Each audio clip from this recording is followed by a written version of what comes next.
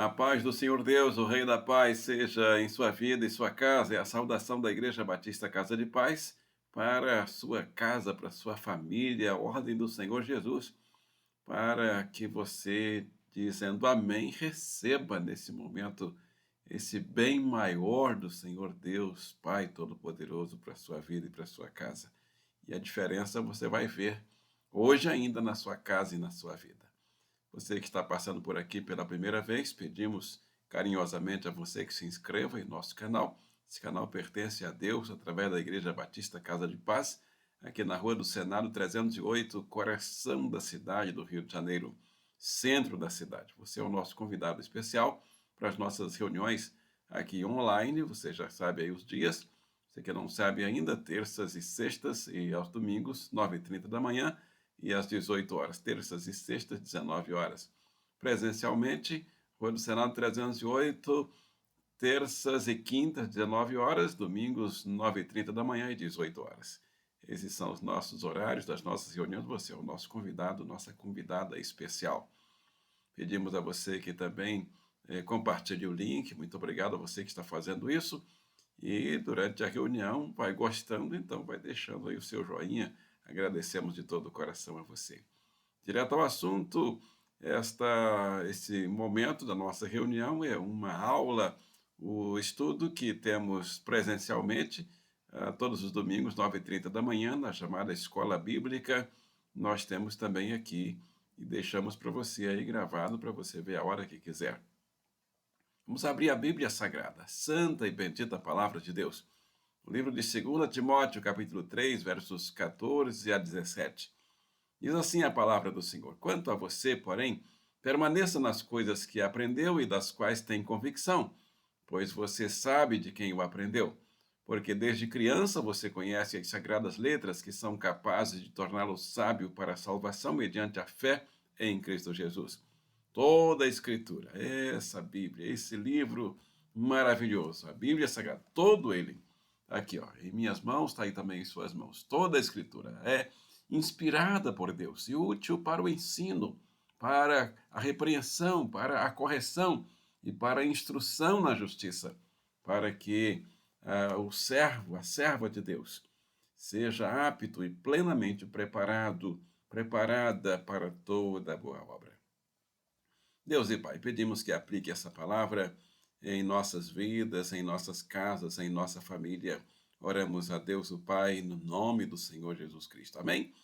Título que escolhemos para esse texto: Filhos de paz não desanimam diante das dificuldades da Bíblia. Há dificuldades na Bíblia? Sim, há dificuldades. Há dificuldade em todo lugar, mas não desanimamos. O Senhor nosso Deus tem segredos, mas os segredos do nosso Deus não nos impedem de chegar perto dele, de procurar saber aquilo que podemos saber, aquilo que não é para nós sabermos. Deuteronômio 29 diz assim: o Senhor nosso Deus tem segredos que ninguém conhece. Não seremos responsabilizados por eles, mas nós e nossos filhos somos responsáveis para sempre por tudo aquilo que ele nos revelou. Deuteronômio 29, na nova versão transformadora. Alvos desta aula: primeiro, firmar nossa convicção na inspiração e na inerrância da palavra de Deus diante das aparentes dificuldades bíblicas. Segundo, reconhecer que o Senhor nosso Deus, em sua soberania, tem seus segredos. Sim, ele é soberano. Mais um objetivo: aprofundar nossas raízes em tudo que cremos sobre Deus e o relacionamento dele com a sua criação. Outro, ajudar aqueles que nos perguntarem sobre a razão da esperança que há em nós. Outro, dificuldade de todos os religiosos, inclusive dos ateus, é uma dificuldade teológica. É verdade. Cuidados para não pensar que a Bíblia está errada. É claro que não está. Nesta lição, nós vamos ver algumas dificuldades. Primeiro, dificuldades daqueles que querem comprovação científica para todos os fatos narrados na Bíblia. O método científico só pode ser aplicado quando se deseja provar experimentos que podem ser repetidos. Exemplo, da fabricação de uma vacina, por exemplo. Esse fato é repetido em algumas pessoas, numa classe, num grupo de pessoas, para comprovar cientificamente que essa vacina ela é eficaz. O método científico não se propõe a provar questões relativas a pessoas e eventos históricos. O método utilizado é a prova histórica judicial, que exige evidência de testemunhos históricos, testemunhos de escritos e registros. É o exemplo de uma investigação judicial. É assim que nós vamos comprovar fatos relacionados a pessoas ou a situações. Então, é a investigação, vamos reunir as testemunhas. Nesse método, o que se busca é a fidelidade dos testemunhos. A arqueologia também tem servido como um maravilhoso apoio à veracidade de muitos fatos mencionados na Bíblia. Em 1948, por exemplo, tivemos achados dos rolos originais da Bíblia nas cavernas de Qumran, perto do Mar Morto. Lembrar que a soberania de Deus está acima das leis naturais também é importantíssimo. 3 exemplos sobre isso. Gênesis capítulo 2, verso 1. Diz assim: E havendo Deus terminado no 7º dia a sua obra que fizera, descansou nesse dia. Como resolver a dificuldade dos 6 dias? A palavra dia, no hebraico, yom, pode significar um período maior do que 24 horas. Então tem muita gente com dificuldade porque fala que os dias não podem ser comparados com os dias de hoje.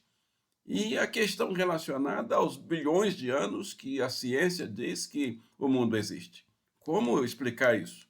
Então, a palavra dia, ela pode significar um período maior do que 24 horas. Aliás, o Senhor disse que um dia para Deus é como 1000 anos.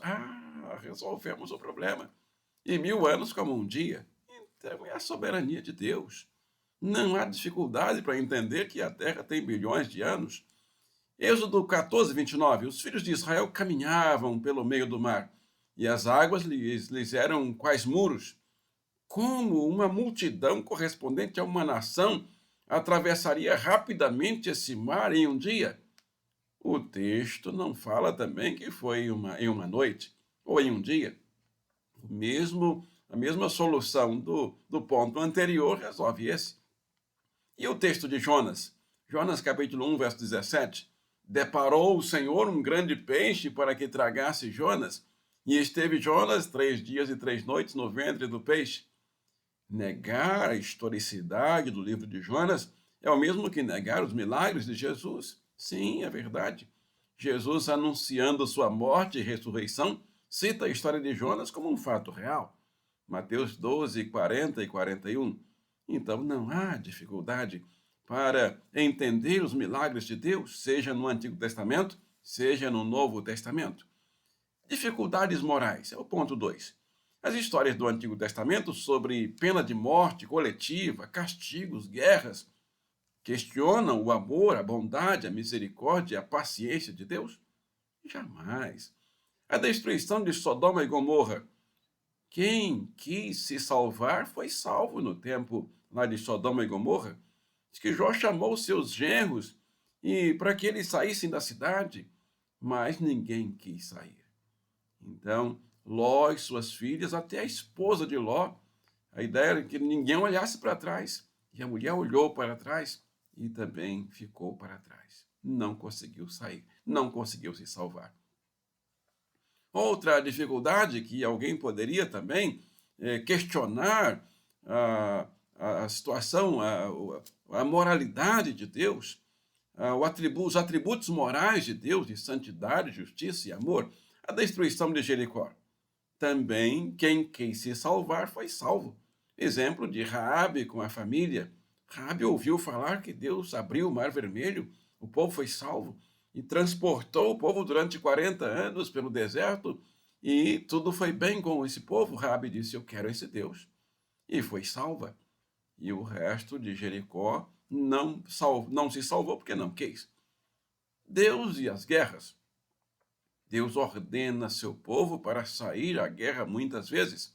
Isso vai contra o Deus de paz? De modo algum.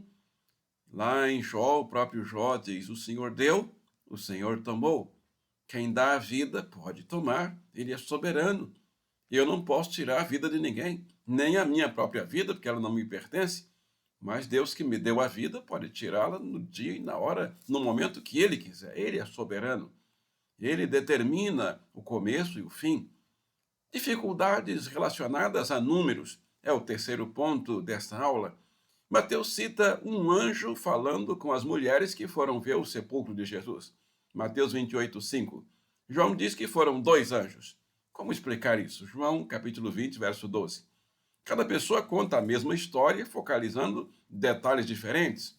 Mateus focaliza a afirmação de um dos anjos que diz, que dá a notícia para as mulheres que vocês estão procurando quem no meio dos mortos? Jesus? Jesus não está aqui no meio dos mortos. Jesus está entre os vivos. Ele vive. Ele ressuscitou. E aí Mateus focaliza o anjo que anunciou. Ele não está focalizando o número dos anjos. João focaliza o número dos anjos e a pergunta que eles fizeram, João 20:13. O cumprimento da Bíblia, Isaías capítulo 61, 1 e 2, se cumpre em Lucas 4:21. Então passou a Jesus a dizer-lhes: hoje se cumpriu a escritura que acabaste de ler. Jesus cita apenas o que se cumpriu naquele momento. Teve fatos de Isaías 61, do verso 3 em diante, que não se cumpriu ali em Lucas, e por isso Jesus segura essa parte. Conclusão. A Bíblia é a revelação de Deus. E ele não iria dificultar o entendimento para ninguém, nem para mim, nem para você, nem para o doutor, nem para o indouto, nem para a pessoa que sabe ler muito bem, nem a pessoa que não sabe ler, nem a pessoa que pode ouvir e aquele que também é o portador da deficiência auditiva, ele pode entender. Eu conheço muitos que pela linguagem de sinais está conhecendo o amor de Deus, conhecendo a paz de Deus. Ele mandou o Espírito Santo para nos ajudar a compreender a palavra. 2 Timóteo 3,16 diz: toda a Escritura, divinamente, ela é inspirada, ela é proveitosa, inspirada pelo Espírito Santo, é proveitosa para ensinar, para corrigir, para instruir na justiça, para que a pessoa que quer conhecer sobre Deus conheça e seja perfeitamente habilitado para a sua obra. 2 de Pedro, capítulo 1, 21, diz que a profecia não foi produzida por vontade de homem algum, mas pessoas santas de Deus falaram, escreveram, inspiradas pelo Espírito Santo. Vamos orar? Senhor Deus e Pai, a nossa resposta é sim ao apelo desta reunião.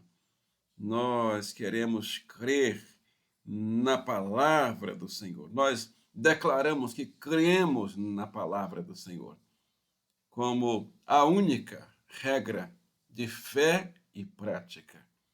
Cremos na inerrância da Bíblia Sagrada. Cremos na veracidade da palavra do Senhor.